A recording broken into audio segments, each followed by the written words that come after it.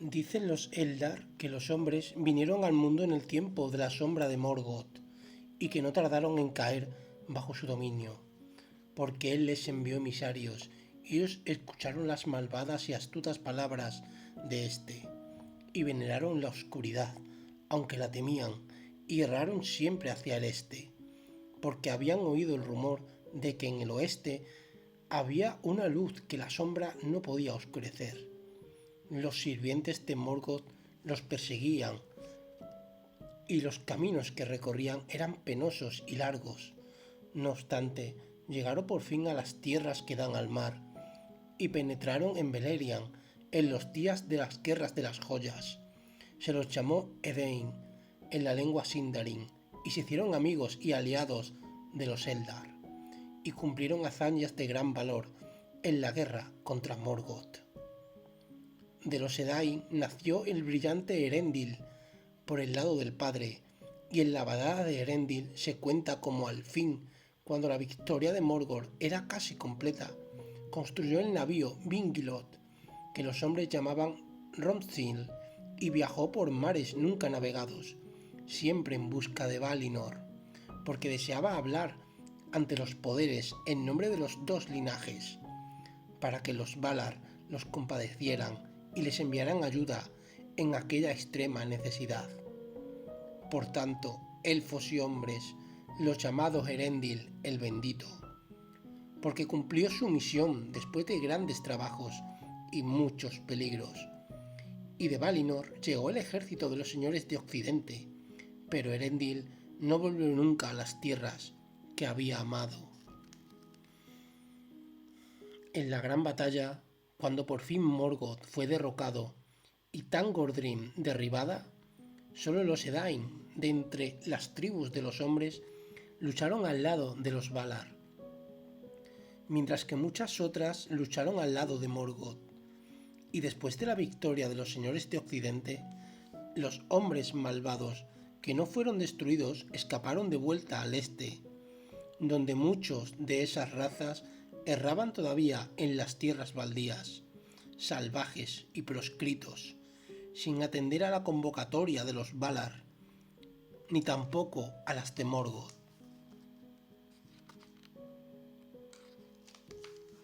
Y los hombres malvados se mezclaron con ellos y los echaron encima una sombra de miedo, y ellos los escogieron como reyes. Entonces los Valar abandonaron por un tiempo a los hombres de la Tierra Media, que no habían hecho caso de las convocatorias y que habían elegido a los amigos de Morgoth como amos. Y los hombres habitaron en la oscuridad y fueron perturbados por muchas criaturas malignas que Morgoth había concebido en los tiempos de su dominio. Demonios y dragones y bestias deformes y los orcos impuros, que son una penosa imagen de los hijos de Yúvatar. Y la suerte de los hombres fue desdichada. Pero Manwë derrocó a Morgoth y lo expulsó del mundo al vacío que hay fuera de él, y no puede volver al mundo como forma visible mientras los señores de Occidente ocupen todavía el trono. Pero las semillas que habían plantado germinaban y crecían dando malos frutos, si alguien cuidaba de ellas, porque la voluntad de Morgoth duraba aún y guiaba a los sirvientes, impulsándolos a estorbar la voluntad de los Valar y a destruir aquello que la obedecían. Esto los señores de Occidente lo sabían muy bien. Por tanto, cuando Morgoth hubo sido expulsado, se reunieron en consejo acerca de las edades que se sucederían luego. A los Eldar les permitieron volver a Occidente, y los que habían escuchado las convocatorias vivieron en la isla de Irisia, y ahí, en esa tierra, un puerto que se llama Avalon, porque de todas las ciudades de la que está más próxima a Valinor, y la torre de Avalon es lo primero que adivina el marinero cuando por fin se acerca a las tierras imperecederas, por sobre las leguas del mar. A los padres de los hombres de las tres casas fieles también se les concedieron ricas recompensas, y Yongwe fue entre ellos y los instruyó, y se les dio sabiduría y poder, y una vida más larga que la de ningún otro mortal. Se hizo una tierra para que los Edain vivieran en ella, y que no era parte de la Tierra Media, sino de Valinor.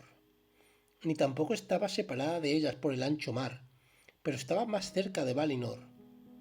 Fue levantada por Osi de las profundidades del agua inmensa, y fue fortalecida por Auli y enriquecida por Yavanna, y los Eldars llevaron allí flores y fuentes de Tolrisia. A esa tierra los Valar llamaron Andor, la tierra del Don, y la estrella de Erendil brilló en el occidente como señal de que todo estaba pronto, y como guía en el mar, y los hombres se maravillaron al ver la llama plateada en los caminos del sol. Entonces los Edai se hicieron a la vela sobre las aguas profundas, detrás de la estrella, y los Valar pusieron paz en el mar por muchos días, y mandaron que el sol brillara, y enviaron vientos favorables, de modo que las aguas resplandecieron ante los ojos de los Edain como otras cristalinas, y la espuma volaba como la nieve entre los mástiles de los barcos. Pero tanto brillaba Roin-Sil que aún por la mañana los hombres podían ver cómo resplandecía en el occidente y brillaba solitario en las noches sin nubes, porque nada podían las estrellas a su lado, y navegando hacia él, al cabo de múltiples leguas de mar, los Edain llegaron a la vista de las tierras que les estaba preparada. Andor, la tierra del Don, que resplandecía en vapores dorados. Entonces abandonaron el mar y se encontraron en un campo hermoso y fructífero, y se alegraron y llamaron a esa tierra Helena.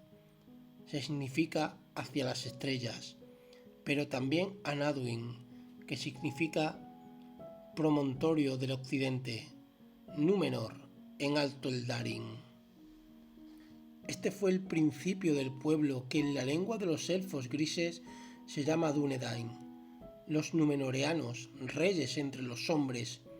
pero no escaparon por ello al destino de muerte que Ilúvatar había impuesto a toda la humanidad, y todavía eran mortales, aunque de años más prolongados, y no conocían la enfermedad hasta que la sombra caía sobre ellos. Por lo tanto, se volvieron sabios y gloriosos, y en todo más semejantes a los primeros nacidos que ninguna otra de las tribus de los hombres, y eran altos, más altos que el más alto de los hijos de la Tierra Media, y la luz que tenían en los ojos recordaba la luz de las estrellas refulgentes. Pero crecieron lentamente en número, porque aunque tenían hijos e hijas más bellos que sus progenitores, los vástagos eran escasos. Antaño, la ciudad principal y puerto de Númenor estaba en la costa occidental y se llamaba Anduin, porque miraba al sol poniente. Pero en medio de la tierra había una montaña alta y escarpada, y se llamaba Meneltarma, el pilar del cielo, y sobre ella había una plaza elevada y abierta, que estaba consagrada a Eru, Yúvatar, y en la tierra de los Númenoreanos no había ningún otro templo ni santuario. Al pie de la montaña se levantaban las trompas de los reyes, y muy cerca, sobre una colina, estaba Armenelos, la más hermosa de las ciudades, y allí había una torre y una ciudadela construida por Elros, hijo de Erendil, y a quien los Valar designaron como primer rey de los Dúnedain. Ahora bien, Elros y su hermano Elrond descendían de las tres casas de los Edain, pero en parte también de los Eldar y de los Maia, porque Idril de Gondolin y Lúthien, hija de Melian, fueron sus antepasadas. Los Valar, por cierto, no podían quitar el don de la muerte que les ha sido dado a los hombres por Ilúvatar. Pero en la cuestión de los medioelfos, Ilúvatar decidió que los Valar juzgaran. Y ellos juzgaron que a los hijos de Elendil había que darles la libertad de que eligieran su propia muerte. Y Elrond eligió permanecer con los primeros nacidos, y a él se le concedió la vida de los primeros nacidos. Pero a Elrond, que eligió ser un rey de hombres, se le otorgó una vida muy prolongada, mucho más que la de los hombres de la Tierra Media, y el linaje entero, los reyes y los señores de la Casa Real, tuvieron una larga vida, aún en relación con lo que era la norma para los númenoreanos.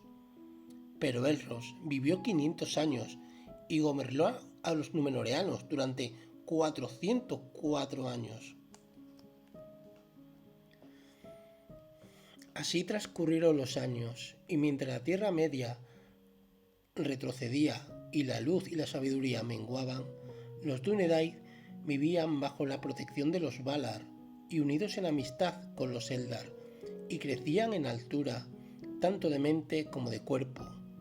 porque aunque este pueblo todavía hablaba su propio idioma, los reyes y señores conocían y hablaban también la lengua élfica, que habían aprendido en los días de la Alianza y por tanto aún conservaban con los Eldar, fuera con los de Irisia o con los del oeste de la Tierra Media. Y los maestros de la ciencia aprendieron también la lengua Alto Eldarin del Reino Bendecido, en la que muchas historias y cantos se preservaron desde el principio del mundo. Hicieron cartas y pergaminos y libros, y en ellos escribieron muchas cosas de sabiduría y de maravilla durante el apogeo del reino, todo lo cual está ahora olvidado. Así fue que, además de sus propios nombres, todos los señores de los númenoreanos tenían nombres Eldarin, y lo mismo sucedía con las ciudades y hermosos sitios que fundaron en Númenor, y con las costas de las tierras de Akende. Porque los Dúnedain se convirtieron en maestros artífices, de modo que si lo hubieran querido, podrían haber sobrepasado con facilidad a los malvados reyes de la Tierra Media, en estrategia de guerra y en la forja de armas, pero ahora eran hombres de paz. Por sobre todas las artes, prefirieron la fábrica de barcos y la marinería, y se convirtieron en marineros, como no volverían a ver desde el mundo quedó menguado. Y viajar por el ancho mar fue la hazaña y la aventura principal de esos hombres atrevidos en los galanos días en que aún eran jóvenes. Pero los señores de Valinor les ordenaron que no perdiesen de vista las costas de Númenor. Se viajaban hacia el oeste, y durante mucho tiempo los Dúnedain estuvieron contentos, aunque no comprendían de todo la finalidad de esta prohibición. Pero el designio de Manwë era que los númenoreanos no tuvieran la tentación de buscar el reino bendecido, ni intentaran sobrepasar los límites de su propia beatitud, y se enamoraran de la inmortalidad, de los Valar y de los Eldar, y las tierras en las que todo perdura. Porque en aquellos días Valinor estaba aún en el mundo visible, e Ilúvatar permitía que los Valar tuvieran en la tierra una residencia segura, un monumento a los que podría haber sido si Morgoth no hubiera arrojado una sombra sobre el mundo. Esto lo sabían perfectamente los númenoreanos, y en ocasiones, cuando el aire estaba claro y el sol en el este, miraban y avistaban allá de lejos, al oeste, el blanco resplandor de una ciudad en una costa distante y un gran puerto y una torre. Porque en aquellos días los númenoreanos tenían la vista aguda. Aun así, solo los de ojos más penetrantes podían contemplar esta visión desde el Meneltarma o desde algún barco de alta arboladura, que hubiera ido tan lejos hacia el oeste como le estaba permitido, porque no se atrevían a desobedecer la prohibición de los señores de Occidente. Pero los más sabios de ellos sabían que esa tierra distante no era en verdad el reino bendecido de Valinor, sino Avalon, el puerto de los Eldar, en Irisia, el extremo oriental de las tierras imperecederas, y desde allí venían, a veces, los primeros nacidos a Númenor, en barcas sin remos,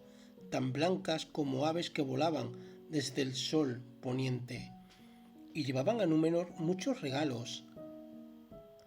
aves canoras y flores fragantes y hierbas de gran virtud, y transportaron un vástago de Celeborn, el árbol blanco que crecía en medio de Irisia, y era a su vez vástago de Galatilios, el árbol de Tuna, la imagen de Telperion que Yavanna dio a los Eldar en el reino bendecido, y el árbol creció y floreció en los patios del rey, en Garménelos. Nimlo se llamó, y las flores se abrían al atardecer, y una fragancia llenaba las sombras de la noche.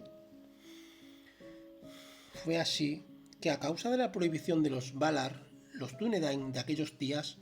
navegaban siempre hacia el este y no hacia el oeste, desde la oscuridad del norte hacia los calores del sur, y más allá del sur, hasta las oscuridades bajas, y se internaban aún en el mar interior, y viajaban alrededor de la Tierra Media, y atisbaban desde las elevadas proas las puertas de las mañanas en el este, y los Dúnedain llegaban a veces a las costas de las grandes tierras, y se compadecían del mundo abandonado de la Tierra Media. Y los señores de Númenor pusieron pie otra vez en las costas occidentales en los años oscuros de los hombres, y sin embargo ninguno se atrevía a resistirse, porque la mayor parte de los hombres de esa época se habían vuelto débiles y temerosos, y estando entre ellos los númenoreanos les enseñaron muchas cosas, grano y vino les llevaron, e instruyeron a los hombres en la siembra y moliendo de la semilla, en el oeste de la leña y la talla de la piedra, y en el ordenamiento de la vida tal como tenía que ser en tierra de muerte rápida y dicha escasa. Entonces los hombres de la Tierra Media encontraron consuelo, y aquí y allá en las costas occidentales los bosques deshabitados retrocedieron, y los hombres se sacudieron el yugo de los vástagos de Morgoth, y olvidaron el terror a las tinieblas, y reverenciaron la memoria de los altos reyes del mar. Y cuando hubieron partido, los llamaron dioses con la esperanza de que regresaran, porque por aquel tiempo los númenoreanos nunca demoraban mucho en la Tierra Media, ni edificaban allí habitación propia. Por fuera tenían que navegar hacia el oeste, pero sus corazones se volvían siempre hacia el oeste. Ahora bien, este anhelo crecía con los años, y los númenoreanos empezaron a mirar con deseo la ciudad inmortal que asomaba a la distancia, y el sueño de una vida perdurable. Para escapar de la muerte y del fin de las delicias, se fortaleció en ellos, y a medida que crecían en poder y gloria, estaban más intranquilos aún. Porque aunque los Valar habían recomendado a los Dúnedain con una larga vida, no podían quitarles la fatiga del mundo que sobreviene al fin, y morían. Aún los reyes de la simiente de Erendil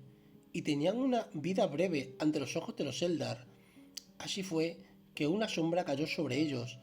en la que tal vez obrara la voluntad de Morgoth, que todavía se movía en el mundo. Y los númenoreanos empezaron a murmurar en secreto, al principio, y luego con palabras manifiestas, en contra del destino de los hombres, y sobre todo contra la prohibición que les impedía navegar hacia el occidente.